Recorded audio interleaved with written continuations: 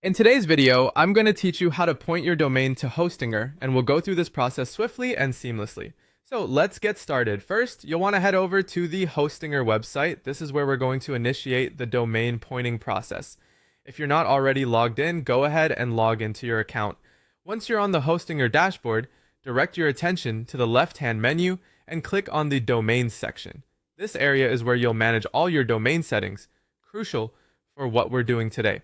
After accessing the Domains section, you will see a list of your domains. Find the domain you wish to point and click on the Manage button next to it. This step is essential as it will take you to manage the specific settings related to your domain, allowing for more detailed control. One important thing to check before proceeding is to ensure that your domain lock is turned off. Domain lock is a security feature that prevents unauthorized transfers of your domain. It's a good practice to keep it on, but for transfer purposes, we need it off. So locate your domain lock settings and simply toggle it off if it's currently on. Now that the domain lock is off, the next step is to copy your domain. You'll need this information for the domain transfer, especially if you're using a different registrar. Ensure you have your domain name on hand and ready for the next stage, which involves Namecheap.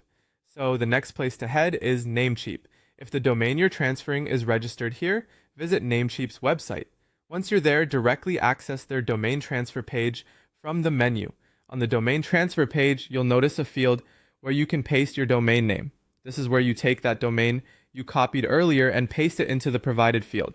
It's crucial to ensure there are no extra spaces or errors when pasting, so take a moment to double check your work.